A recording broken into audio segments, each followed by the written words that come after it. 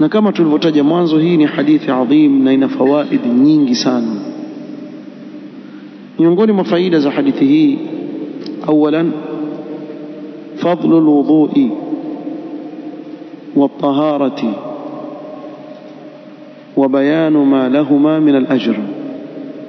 فضل وضوء وطهارة، أجر kubwa inayopatikana katika ibada ya wudhu au katika ibada ya tahara. Fadlu alwudhu'i والطهارة وبيان ما لهما من الأجر. فضل ya wudhu na tahara na kubainisha ile ajiri kubwa inayopatikana katika ibada hii ya wudhu. ثانيا إثبات الميزان وأنه حسي. kuthibitisha kuwa siku ya kiyama kuna mizan, na ni mizan hissi ambayo watu wataiona, mizani ya kikweli.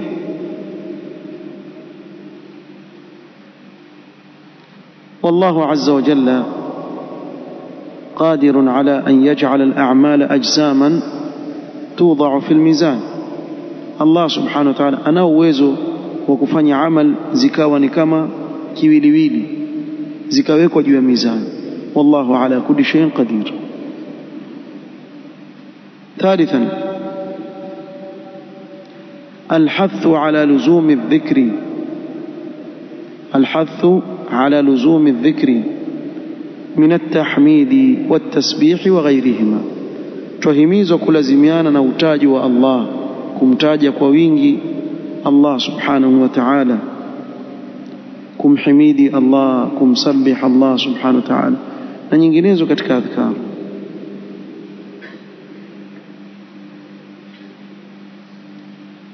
فيه بيان فضل الذكر من التحميد والتسبيح. فيه بيان فضل الذكر من التحميد والتسبيح. hapa pia tubainishiwa fadla ya kumtaja Allah subhanahu wa ta'ala katika kumhimidi Allah na kumsabih Allah subhanahu wa ta'ala.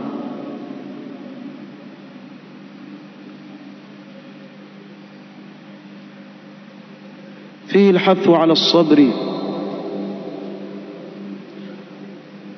وأنه محمود. فيه الحث على الصبر وأنه أمر محمود. tuhimizwa kuwa na subra na kuwa ni jambo ambalo lasifiwa, ni jambo zuri mtu kuwa na subra. فيه الحث على الصبر وأنه أمر محمود, ni jambo ambalo lasifiwa mtu kujipamba nalo.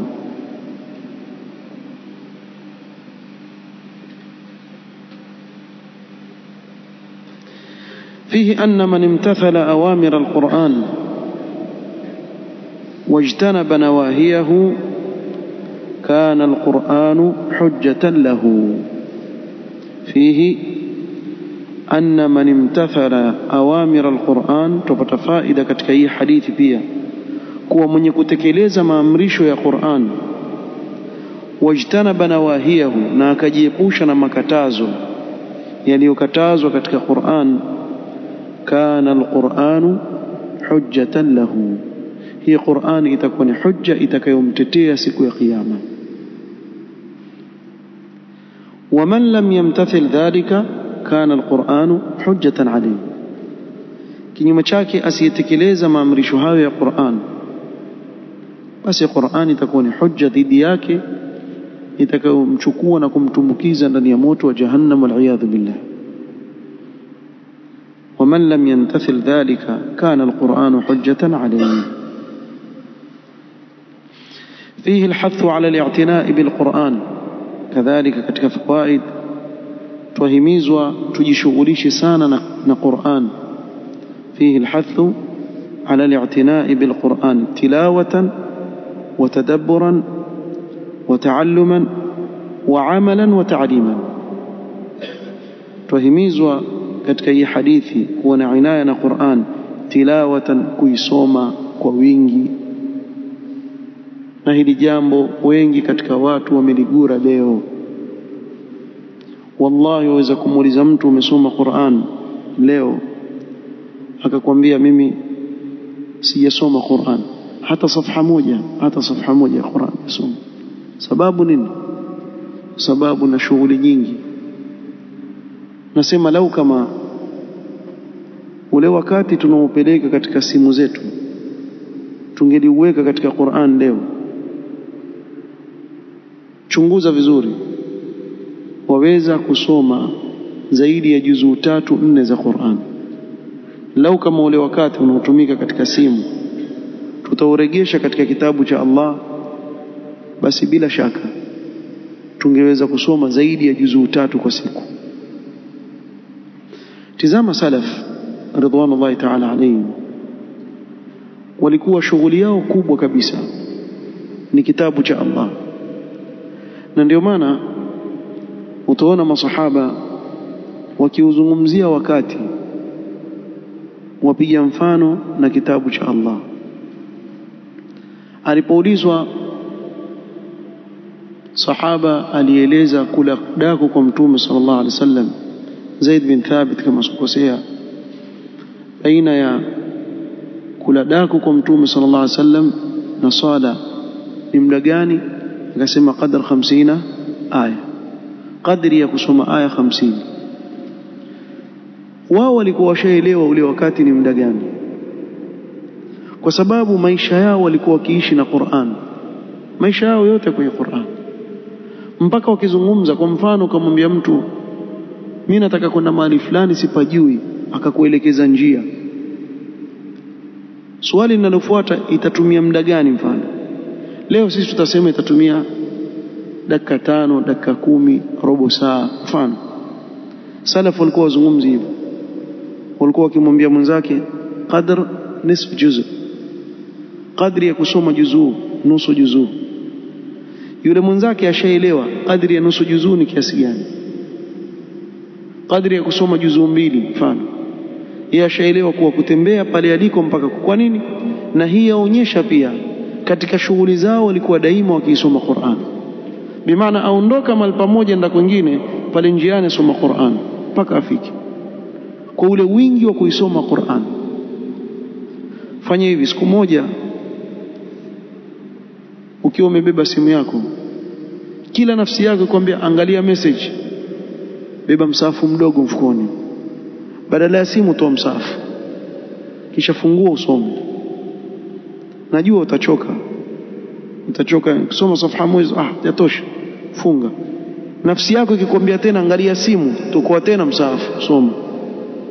Siku moja tufanye hivyo, kisha utajua una uwezo wewe wa kusoma kiasi gani katika Qur'an kwa siku moja. Wallahu almusta'an. Na wengi katika watu yapita masiku mtu asome Qur'an, yapita wiki, pengine labda akiwa tena atajipinda siku ya Ijumaa atasoma suratul Kahf, alhamdulillah. Kuna wengine haisomi Qur'ani mpaka Ramadhani mpaka Ramadhani, na hawa ndio utaona wana uzito sana katika kuisoma Qur'an, kwa sababu nafsi yake haijazoea kuisoma Qur'an, ameigura siku nyingi.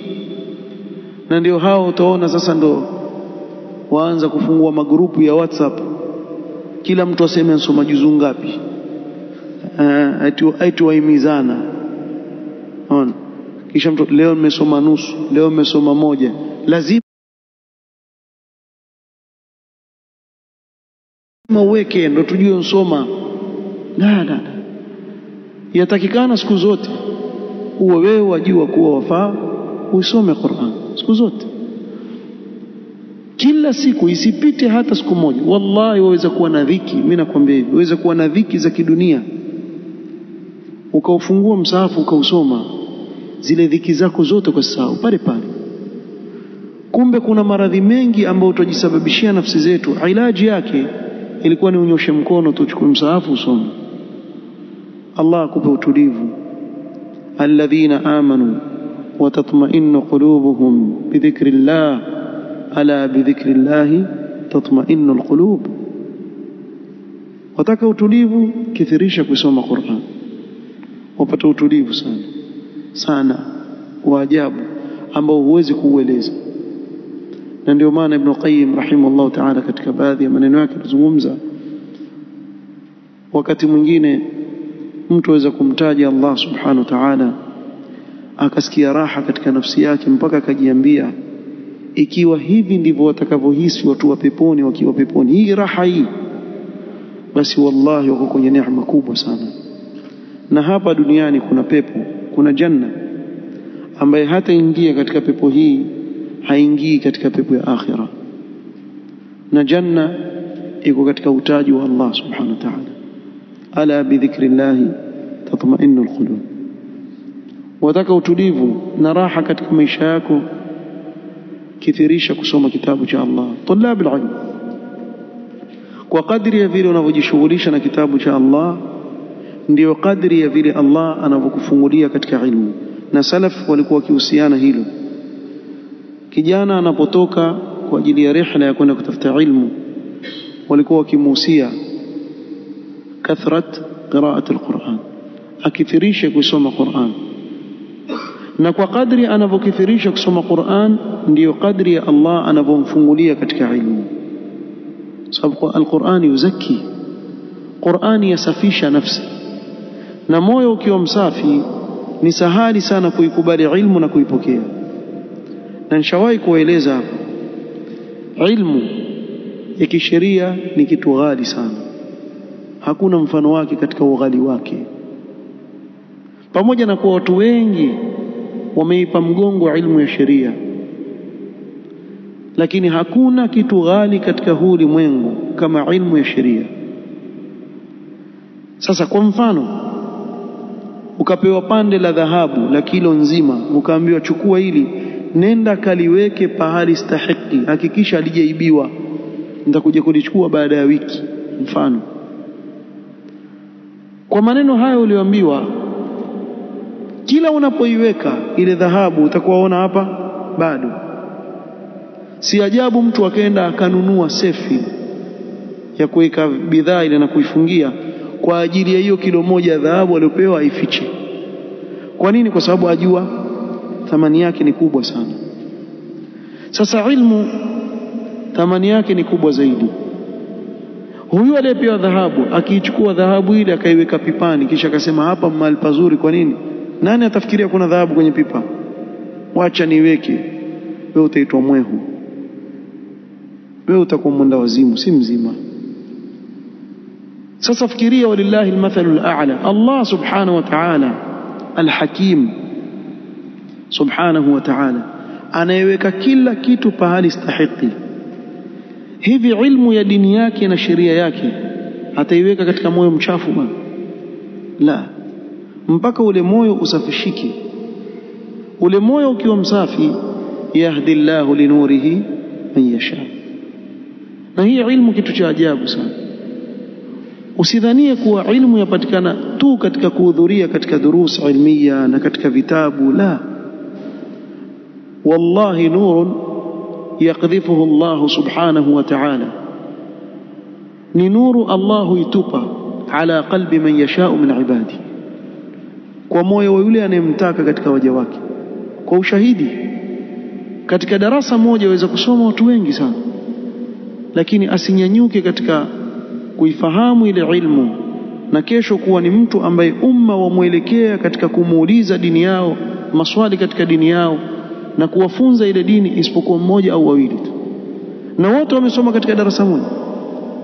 Ndio ujue kuwa Allah subhanahu wa ta'ala a'lamu haythu yaj'alu risalata, ajua hapa ndio pale stahiki, akampa yule anayemjua huyo stahiki.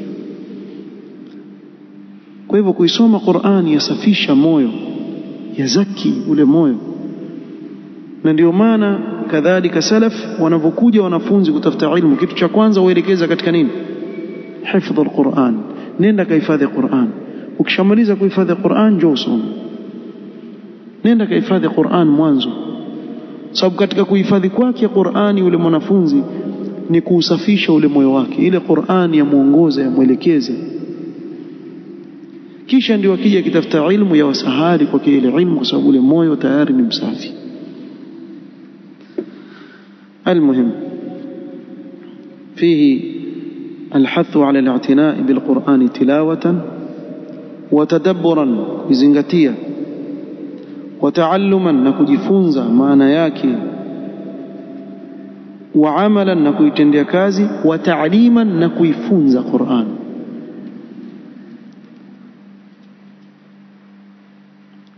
وفيه التحذير من هجر القرآن والإعراض عنه وترك العمل به. فيه التحذير من هجر القرآن، تتاذريش كتكمن كيقور قرآن، والإعراض عنه نكويبوز قرآن، وترك العمل به نكواش كويتندي كاز، تتاذريش كتكمن نهاية.